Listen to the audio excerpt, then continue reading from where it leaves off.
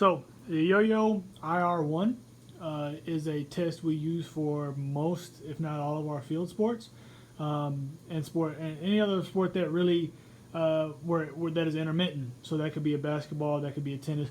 Any sport that we condition is subject to probably doing a YoYo IR1 at some point.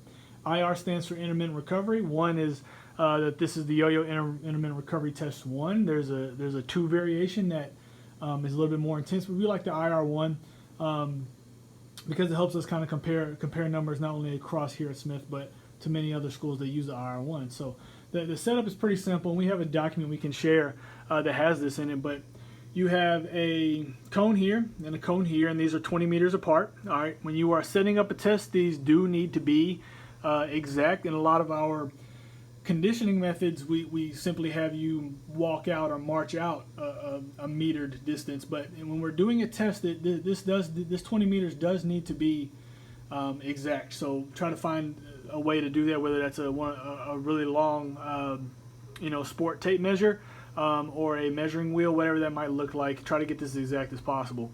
On the back end here, we have a 5-meter recovery zone that after a rep, per test guidelines, you're supposed to finish and then walk around this and then come back. All right. So in a YoYo IR1, you'll start here on a beep. You go from this cone to this cone. In many recordings, there's a second beep that helps you pace the rep. At that second beep, that should be happening at this middle cone, and then there's a finishing beep that lets you know the rep's done. If you haven't made it to this cone by the middle beep, by the second beep, then you need to speed up. If you hear the beep at this cone or a little bit after, then you're on time or ahead of schedule, and there's nothing necessarily wrong with that, even though from a pacing standpoint, you could scale back your speed a little bit if you have passed it at the second beep. All right.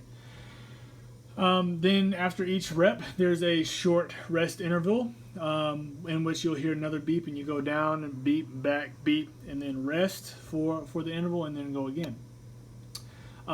We can send our recording of this. There are many recordings that are accurate and are the same, but we have our own recording that we use with our teams on file, and we can share that as well as the setup document. Another document we will share is our score sheet. So this is kind of what a score sheet looks like. There is a backside to this because this only goes up to 31 sprints. And if you go past 31 sprints, you need to flip to the other side. I would recommend having somebody watch you run this test and mark off for you. All right. And the recording is really good about explaining the rules and how to score it and how the speeds work and how to run the test basically. But really quickly, on one of these score sheets, you'll put your name, all right, and then it has number of sprints as well as the speed here. And the person keeping your score as you complete these sprints will mark each sprint that you complete. Now, you get 2 misses. On your first miss, your recorder will put a W for a warning. So say if you miss sprint 8, they put a W in there for warning. And then when you miss your second sprint, whenever that is, you're done, you're out. Make sure you mark that somehow, whether that's an X or an O. Be sure to mark the last sprint, the sprint that you missed, and we will count the last sprint that you made as your score. So how this works is your first sprint, this is actually wrong. I believe it's a little bit quicker than this, but speed 5.1, this is basically like a get to know you rep. It's really slow. You can dang near walk it, but I wouldn't suggest doing that. So go out, come back. It'll beep when it's done. It's a long rep. Then it'll speed up to speed 8, which is a little bit quicker, obviously. And then it'll hop up to speed 11 for 2 reps, thus 11.1, 11.2. Then it'll speed up to speed 12 for 3 reps, thus 0.1, 0.2, 0.3. Then speed 13 for 4. And then once you get to speed 14, you're doing 8 reps at that speed. So kind of what I mean by 0.1, 0.2 is you're staying at speed 11 for 2 reps, staying at speed at 12 for 3, staying at speed 13 for 4, and then once you get to speed 14, you're doing each speed for 8 reps.